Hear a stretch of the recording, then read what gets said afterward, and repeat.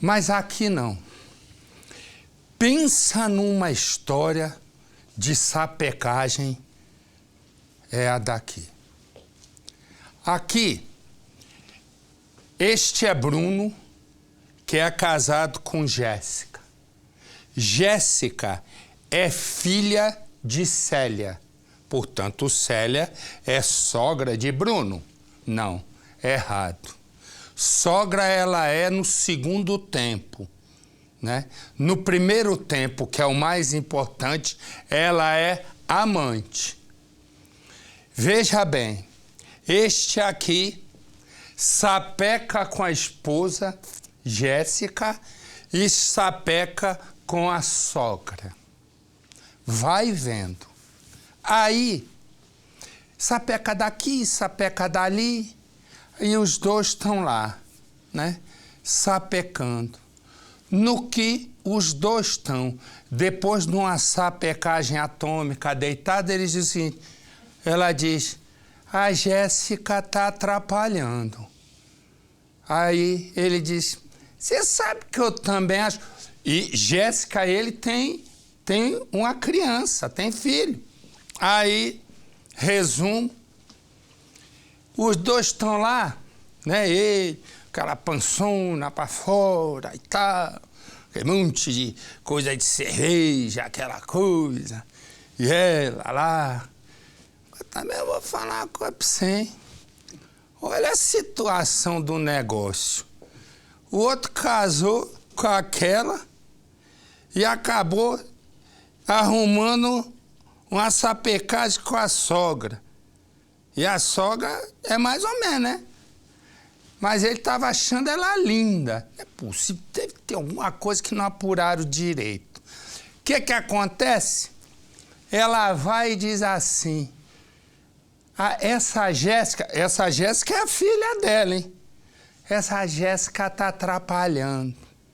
Aí ele diz, também acho. Aí eles dão um intervalo, novo sapeca. Volta, ela repete. Aí ele diz assim, você tem razão, esse plano é bom. Aí eu disse, você gostou, meu amor? Eles gostei, sapecou um beijo na sogra. E a esposa trabalhando, tudo normal. O que eles organizam? Organizam o seguinte, matar ela, organiza matar a filha. E ele é quem vai executar o plano, o marido. Não contando ninguém, né, Farol? Contando ninguém, não precisa falar nada, não deixa. Aí o que acontece? Eles vão, porque é um plano, não é um plano mortal? Não precisa falar, deixa para depois. Depois você fala. Aí o que acontece? Tá de quê? Parece uma ficção isso. Não parece? Contando ninguém acredita. Quando me contaram, resumo, eles entram ele vai, daquele dia liga para a polícia. E diz, mataram a minha mulher num assalto, socorro, mataram. Vai lá a polícia. No caminho tem um amigo dele chamado Edinho. Edinho era o apelido, né, que também foi preso. Tomara que esse pegue muito tempo de cadeia também, mas não pegou. O nome verdadeiro é Bruno, do cara. Edinho Tepeto. Aí o que é o apelido? O que ocorre? Ele foi lá e pum! A polícia chegou, o delegado, o detetive olhou e disse, peraí, esse negócio aqui não foi nada disso. Ele vai, começa a interrogar esse... Aqui é a imagem dele, põe a imagem dele. Esse aí não aguenta 2 tostões de interrogatório. Ele aí acaba entregando o jogo. Agora, ele e a sogra foram condenados a 23 anos de cadeia. Por bem, os dois no país que eu inventei iam ser condenados à pena de morte. Esse aí, por quê? Por uma... Imagina o que é isso. Além da promiscuidade, da pouca vergonha, Os caras ainda vão assassinar a moça. Põe no Cidade. 9 de maio de 2013. Uma data que dificilmente será esquecida para os moradores de Apucarana, no Paraná.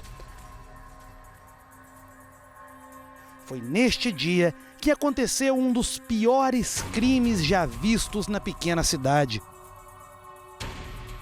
O advogado Bruno José da Costa, na época com 26 anos, matou a golpes de faca a própria esposa, Jéssica Carline Ananias da Costa, de 22.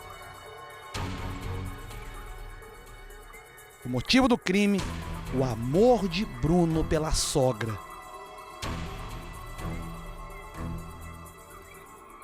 Você imaginou que iria ficar com a Célia depois da morte da Jéssica? Não imaginei, era o combinado, acertado, vamos dizer assim.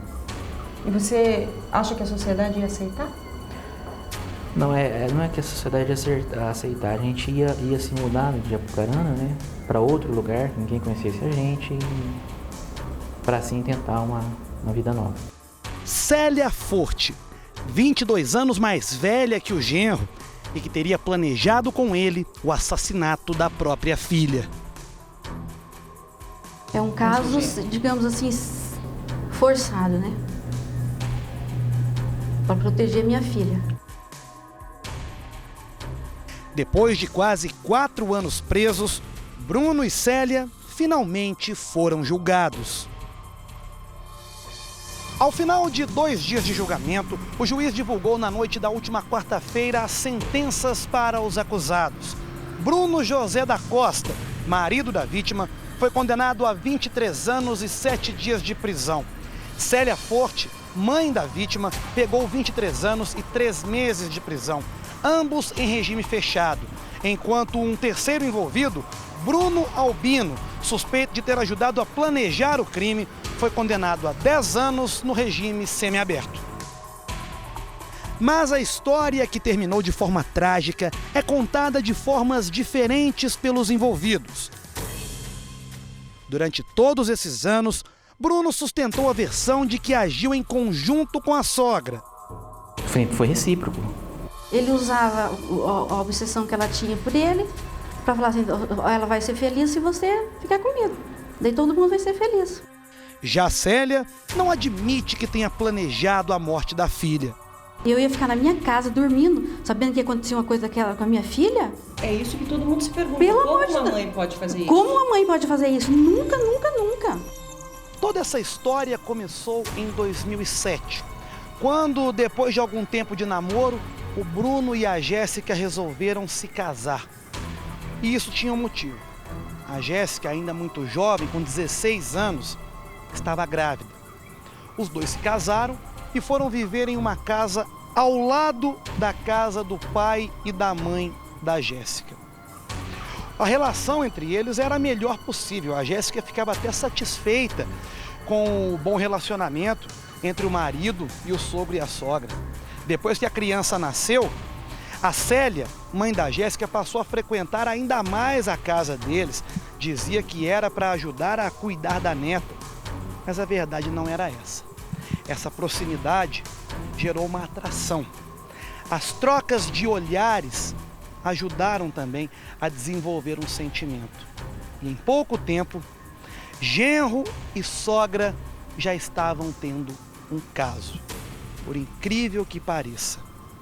Eles se encontravam na casa do Bruno e da Jéssica.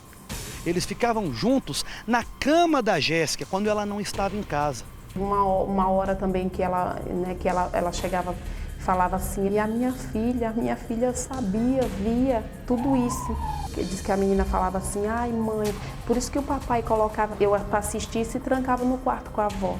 Além disso, eles também frequentavam motéis de luxo. Ele dava para a sogra o que nunca tinha dado para a esposa. A sogra chegou até a dizer para ele, você é o homem da minha vida, você está me dando uma vida que eu nunca tive. Esses motéis que eles frequentavam, tinha ali banheira de hidromassagem, televisão, tela plana, ar-condicionado, champanhe, até churrasqueira. Eles sempre estavam juntos. E esses encontros eram marcados pela internet, por troca de e-mails. Tudo isso para a Jéssica não desconfiar, não perceber, e também para o pai dela não desconfiar de tudo isso. Até que um dia a Jéssica encontrou um e-mail.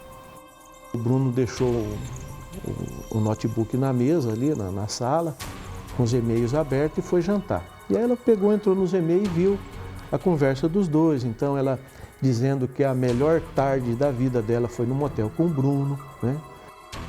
Em uma dessas conversas, ele até perguntava para a sogra como é que a gente vai fazer dessa vez para se livrar da Jéssica, para ela não desconfiar onde a gente vai.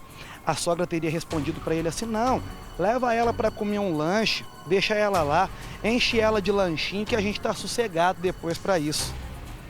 A Jéssica, ao ver isso, ficou revoltada. Primeiro, ela foi até a casa da sogra dela para contar essa história toda para a mãe do Bruno. Aí a Célia disse ao Bruno assim: vamos falar a verdade, a gente está tendo um caso mesmo. Fala a verdade, Bruno. Aí ele olhou para a gente e falou: não, pai, é verdade. Depois, ela foi procurar a mãe dela. Ela foi tirar satisfação, queria saber o que estava acontecendo. Aí os dois teriam confessado, tanto a mãe quanto o Bruno. Ela teria se revoltado, partido para cima da mãe, as duas teriam brigado e a partir dali o casamento terminou. Então, no momento que ela leu a Célia se declarando para mim e eu correspondendo a ela, ela partiu para cima da mãe dela que estava na residência, bateu, arranhou, tirou tufo de cabelo da mãe dela e foi nesse momento que ela descobriu. Esse caso entre genro e sogra durou aproximadamente 4 anos. Depois que a Jéssica perdoou todo mundo, que parecia estar tudo bem, eles continuaram, eles não conseguiram ficar longe um do outro. Não durou muito tempo aquele bom ambiente, aquele clima de perdão, de remorso, não. Poucos dias depois, o genro já estava saindo com a sogra de novo. 20 dias depois que eles voltaram, a mãe, a Célia, estava dentro da casa. Aí minha mulher chamou a Jéssica aqui e falou: Jéssica, o que a tua mãe está fazendo aí dentro da casa? Ah, eu perdoei ela, porque a minha mãe disse que não vai mais fazer isso. Imagino que ela pensava de todo mundo saber isso, da mãe dela, com o marido dela. Então, eu acho que foi por causa disso que ela deve ter voltado com ele e ter feito as pazes com a mãe. Mas dentro dela, ela sofria muito de não achar uma solução. Até que chegou um determinado dia que eles falaram assim: não dá mais para ficar separado. A gente vai ter que ficar juntos. O Bruno conta que a ideia partiu da sogra. Em fevereiro, quando a gente estava voltando de um motel aqui de Apucarana, estava levando ela para Pongas, ela comentou de eliminar a Jéssica, foram as palavras dela. Ela diz que não tem nada com isso, que nunca sugeriu nada. Mas a história é que os dois teriam combinado de dar um fim na Jéssica, de se livrar dela. Isso teria acontecido em um encontro em uma cidade vizinha. O Bruno pegou a sogra, colocou no carro, eles foram para uma cidade vizinha, pararam em uma praça. Ela disse que o Bruno chegou lá, parecia estar muito nervoso, desceu do carro, fumava um cigarro atrás do outro. Ela disse que ficou dentro do carro a todo momento. E ali eles teriam combinado o seguinte: que a Célia iria buscar a neta e iria levar para outra casa ao lado, onde estava o marido dela. Ela se revezava, ficava um pouco na casa da filha, um pouco com o marido, e iria levar a neta para dormir lá na casa do marido dela, para que ela não presenciasse o que iria acontecer com a mãe. E o Bruno ficou encarregado de arrumar uma pessoa para ir lá buscar o carro dele para simular que eles teriam sido assaltados. Tudo isso teria sido combinado ali. Chegou no dia, a sogra buscou a criança e aí o Bruno ficou acordado até 2 da manhã. Ele talvez estivesse ali pensando a melhor maneira de fazer, como ele iria agir, ou talvez remoendo: será que eu faço, será que eu não faço? Mas já estava tudo combinado, ele teria que fazer. A Jéssica acordou durante a madrugada e foi perguntar por que o marido ainda não estava dormindo. Eles começaram a discutir. tiveram uma discussão áspera, até que o Bruno pegou uma faca, levou a Jéssica para o banheiro, a encurralou no canto da parede e começou a golpear. Aquela hora você pegou a arma do crime e você foi para cima de uma pessoa e você não tem mais controle. Você entra no modo assim automático, não sei explicar. A Jéssica morreu sem ter como se defender. Depois disso, o outro rapaz, o outro Bruno Albino, foi quem esteve lá, buscou o carro, pegou a roupa do Bruno, colocou dentro do carro e sumiu. Eu cheguei lá, ele já foi o que já tinha feito. Eu só peguei a roupa dele e levei embora, para jogar fora. O Bruno chamou a polícia, chegou a informação de que a casa tinha sido assaltada, seria um latrocínio, roubo seguido de morte. Os ladrões teriam pedido por dinheiro e teriam assassinado a Jéssica porque ela não teria dado dinheiro. Depois eles teriam levado o carro embora. A cena do crime era muito forte, não era característica de um latrocínio, né? E começamos então a investigar outros caminhos. 2 dias depois, o Bruno foi preso e confessou o crime, mas disse que não agiu sozinho. Ele contou toda essa história e deixou claro para a polícia que a sogra tinha ajudado ele a planejar todo esse crime. Tanto Bruno quanto Célia já cumpriram parte da pena, pouco mais de 3 anos cada. Ainda restam 19 anos para cada um ficar atrás das grades. E ele vai ter que pagar por isso, porque é uma coisa que eu não aprovo de jeito nenhum, jamais, esse ato que ele acabou cometendo. Você acha, você pensar para a vida toda que teu filho é um assassino? Não tem como.